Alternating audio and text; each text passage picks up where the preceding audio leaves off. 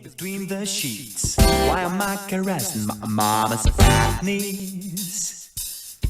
세상을 보는 지역의 눈. 여러분은 지금 황동현의 시선 집중과 함께하고 있습니다. 바른미래당, 또 대한신당, 또 민주평화당 등 호남을 지지 기반으로 하는 소수의 야당들의 통합 논의가 본격화하고 있습니다. 현재의 호남 지역은 여론조사들을 보면 더불어민주당의 지지세가 좀 높게 나오는 것으로 알려지고 있는데요. 호남 중심으로 논의되는 이 신당의 출현이 과연 더불어민주당의 이 지지세를 꺾을 수 있을지 궁금합니다. 삼지대 신당 통합의 중심에 있는 분이시죠? 민주평화당 정동영 대표 직접 만나서 이야기 듣겠습니다. 안녕하세요, 대표님. 네, 안녕하십니까. 네, 요즘 굉장히 바쁘신 것 같습니다. 특히 이 삼지대 신당 통합에 대해서 좀 적극적이신데요. 신당 통합의 필요성부터 이야기를 해주시겠습니까, 대표님? 네, 먼저 저는 그 통합의 개념을 네, 잘못된 분열의 회복이다, 이렇게 봅니다. 사실은 분열해서는 안 되는 당이었죠. 네, 그러니까 4년 전에 호남이 만들어준 당이거든요. 제3당으로 양당제를 넘어서서 다당제를 잘 해봐라 하고 호남에서 무려 28석 가운데 23석을 모았거든요. 네네. 그런데 호남이 만들어준 다당제를 인위적으로 1차 분열, 네. 2차 분열 이렇게 이제 쪼개버린 것, 이것의 원상 회복 의 의미가 있다, 저는 그렇게 생각합니다. 4년 전에 바로 총선 이야기를 우리 대표께서 꺼내놓으셨는데 바로 국민의당에 지지를 했던 그 이유가 이 거대 여당과 야당을 견제한 3세력의 필요성을 지역민들이 공감했기 때문인데 이걸 정치권 스스로가 지금 깨버린 것에 대한 어떤 그 통합이 그런 부분들에 대한 문제의식부터 다시 시작하셨다는 말씀도 하셨는데, 그렇다면 이 국민의당의 이 깨져버린 이 모습에 대한 책임은 누가 져야 되는 겁니까, 대표님? 그래서 제가 통합의 3원칙을 얘기하면서 맨 먼저 네. 이 호남 민심의 석고대죄가 필요하다. 민심이 풀릴 때까지 지금 호남 민심 화가 나 있죠. 그러니까 네네. 별로 쳐다보고 싶지 않은 그런 세력이란 말이죠. 그래서 여기에 대해서 사과하고 반성하고 석고대죄하고, 네. 무엇보다도 1차 분열은 안철수 대표의 잘못된 분이죠. 네. 그건 당을 깨고 보수와 손잡고 엉뚱한 방향으로 갔단 말이죠. 네. 그리고 두 번째 분열, 민주평화당을 또 깬 것, 그것은 아무런 명분이 없습니다. 명분이 없는 분열이죠. 네. 전 당원 투표를 통해서 압도적으로 3분의 2의 당원이 지지했던 당대표를 흔들고 네. 결국은 명분 없이 분열을 했는데요. 네. 이 부분에 대해서 최소한의 정치적 책임은 져야 한다, 저는 그렇게 생각합니다. 네. 3원칙도 말씀을 해주셨는데 일단 그러면 분열에 대해서 석고되지하는 것이 하나의 원칙이 될 수 있을 것 같고요. 나머지 두 가지는 어떤 겁니까? 그러니까 국민에게 제일 중요한 것은 먹고 사는 문제입니다. 네. 그러니까 합쳐서 뭘 하려고 하는가 하는 데 대해서 정체성을 분명히 해야 합니다. 나의 삶을 바꾸는 정치. 지금 이른바 촛불정부 출범 3년이 다 되도록 재벌개혁은 지읒자도 못 꺼냈어. 네. 또 부동산 문제는 지금 악화됐지 않습니까? 네네.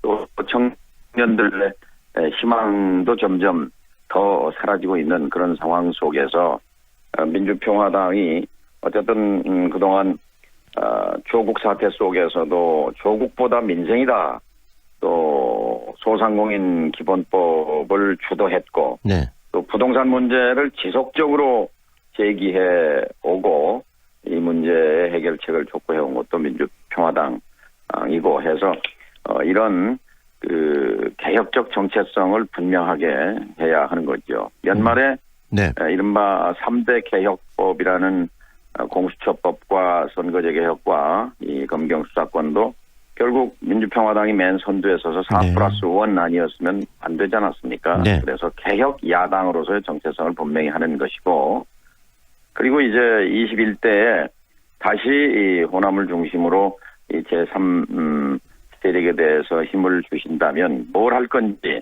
네.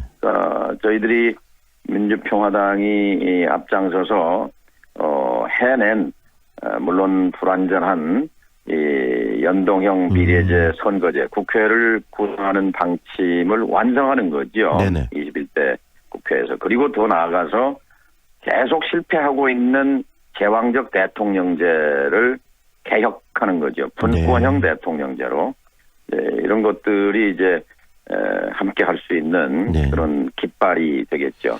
지역 내에서도 대표님 이런 견해들이 충분히 있는 것 같습니다. 지금 현재 더불어민주당이 호남 내에서 그 독점적 지위를 누리고 있는 것이 지역 발전에 꼭 도움이 되는 것은 아니다. 하지만 지금 현재 이 더불어민주당을 제대로 견제해내면서 개혁까지 함께할 수 있는 대안적 세력으로서 이 민주평화당을 비롯한 새로운 어떤 개혁적 야당이 역할을 제대로 할 수 있겠느냐. 혹시 또 깨지는 거 아니냐. 이거에 대한 두려움들이 좀 호남민들 사이에 있는 것 같은데 그 부분에 대해서 좀 답을 주십시오. 이번에 새롭게 함께하게 되고 통합하게 되면은 그 힘들을 가지고 계속적으로 4년 동안 지속할 수 있다고 보십니까?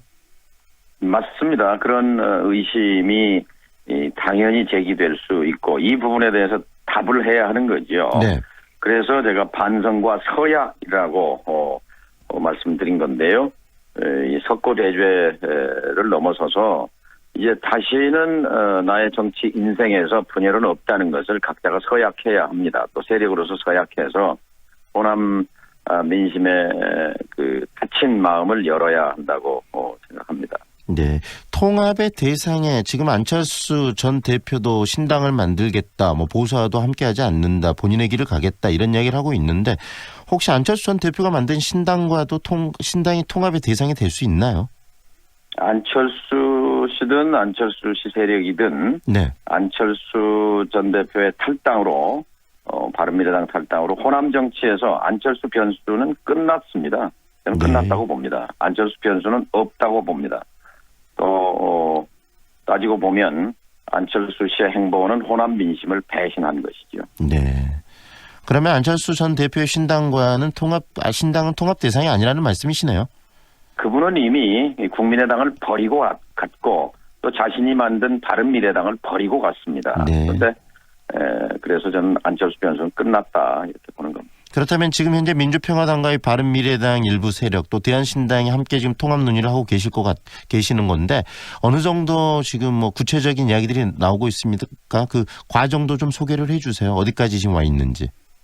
큰 원칙에서는 되게 뜻을 같이 합니다만 이 3세력만 가지고 합쳐서는 도로 호남당이라는 그런 비난을 벗어날 수 없습니다. 네. 근데 저희 민주평화당은 작년부터 계속해서 선거제 개혁을 외치면서 동시에 사회적 경제적 약자 그룹 특히 숫자가 많은 650만 소상공인 세력과 연대를 해왔습니다. 실질적으로. 네.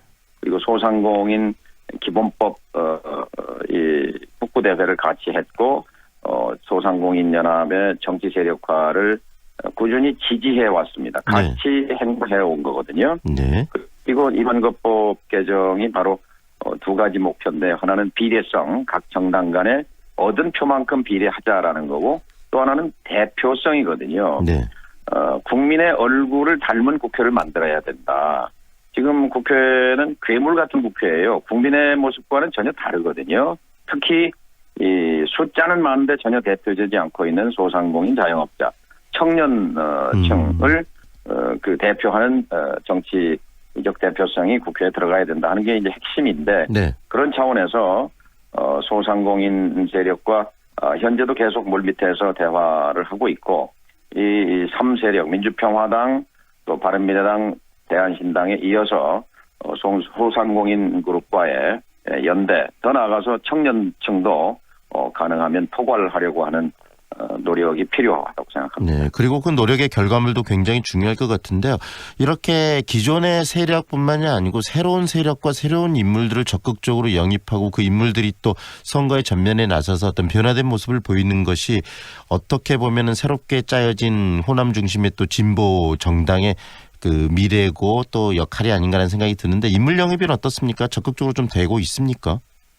그러니까 인물 영입은 바로 그러니까 소상공인 그룹의 그 세력 세력과의 네. 연대로 이제 표현할 수 있겠는데요. 네. 그러니까 뭐 지금 저 여당이나 다른 당이 하고 있는 알려진 뭐 매체를 텔레비전이라든지 이런 걸 통해서 얼굴이 알려진 유명 인사를 영입하는 것은 그건 낡은 정치입니다. 이제 장식물을 계속 갖다 붙이는 것이고요. 네네. 말씀드린 대로 대표되지 않은 세력들에게 길을 열어주는 것. 네. 그것이 이 제3세력, 제3추가 되는 이 3세력 형성의 핵심 그 방향이라고 생각합니다. 결국은 사람 한두 명 영입하는 문제가 아니고 새로운 세력들, 국민들의 어떤 그 대체적인 지지 기반이 되는 그런 세력들, 특히 소상공인이나 그렇죠. 힘들게 사는 예. 사람들과 함께하고 연대할 수 있는 그런 힘을 갖는 정당을 만들어내시겠다는 말씀으로 들리네요.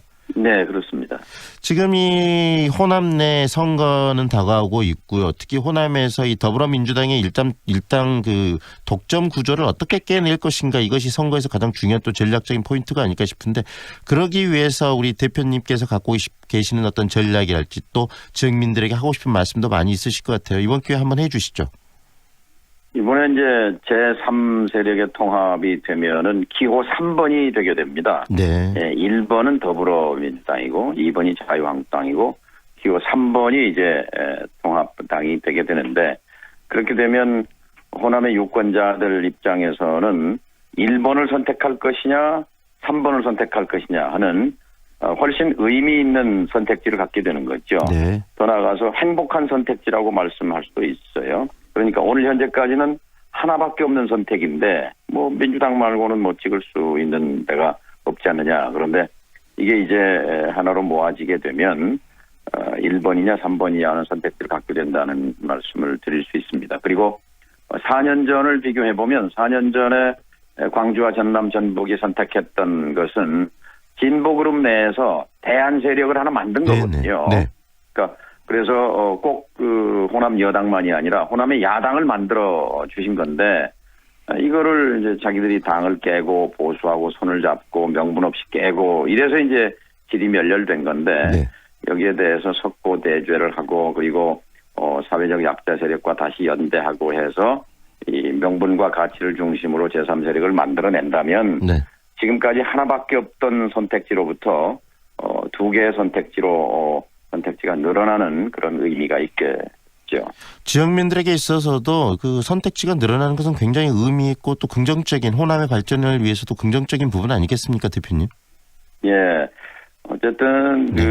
뭐 경제에 있어서도 독점은 나쁜 거고요. 네네. 정치에서도 독점은 큰 폐해를 낳습니다. 지금 지방의회나 지방자치단체가 일당 독재 체제가 돼버렸잖아요. 네. 견제와 감시가 제대로 이루어지지 않거든요. 그래서 이 제대로 된 견제와 감시가 지역 발전에 핵심적으로 중요하고 네. 또 국가적으로도 그렇죠. 그래서 이번에 이제 바뀐 선거법에 의해서 치러지는 첫 번째 선거인데, 바뀐 선거법의 정신은 양당제를 극복하는 겁니다. 네. 그런데 양당제를 극복하려고 하는데 호남에서 한 당에 싹쓸이 해주는 것은 선거법을 바꾼 그 취지와 어긋나기 때문에 저는 그런 일은 일어나지 않을 것이다. 네. 특히 이 수준 높은 정치의식이 높은 호남의 유권자들은 정치적 대표성과 비례성을 높이고자 하는 선거제의 취지를 가장 잘 받드는 그런 체제를 만들어 주실 거다.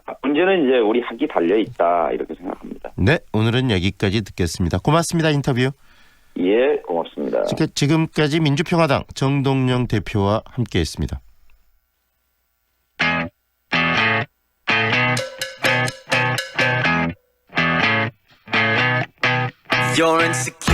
황동현의 시선 집중.